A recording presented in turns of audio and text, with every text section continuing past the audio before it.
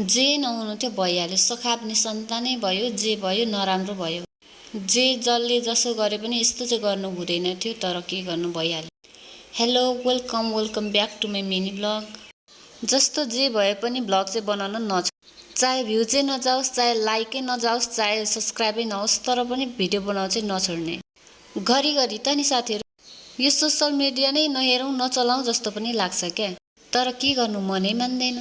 पहिलेको उखान थियो नि साथीहरू, सुस्त पर्वतै खनन्ती हो, त्यही भनाइलाई फलो गर्दैछु साथीहरू। आज चाहिँ बिहानै उठेर खेततिर लागेको।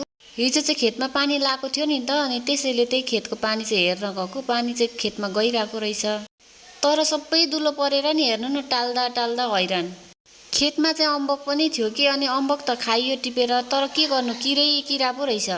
म चाहिँ नहेरी खाने बानी छ कि, त्यही भएर अघि किरा खाएछु क्या।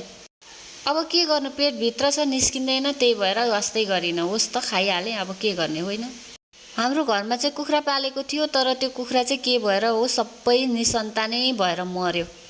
अब त्यो कुखुरा के गर्ने त होइन, अनि त्यही भएर खाल्डो खुनेर बुढोले चाहिँ गाडिदिनु भयो। म चाहिँ भिडियो बनाउने, भिडियो मात्रै बनाएर भएन होइन, खाना पनि खानु पर्यो। खाना त अघि बसाएको थिएँ, तर सब्जी त छैन। बर्खा लाग्यो कि पानी धेरै परेपछि त नि यो झापामा त सब्जी नै हुँदैन। अब फर्सीको मुन्टा पनि अन्तिम भयो नि त, त्यही पनि टिपेर पकाएको। आज चाहिँ त्यो मात्रै पकाएर भएन क्या, हाम्रो घरमा छोरालाई आलु चाहिँ पकाउनै पर्छ। अचारको लागि डल्ले खोर्सानी टिपेर ल्याएँ, खानासाना खायो, त्यस पछाडि त सुतिएछ। सुतेर उठेपछि चाहिँ के खाम लाग्छ क्या मलाई। चटपटे खाएको भात पनि खाउँ जस्तो।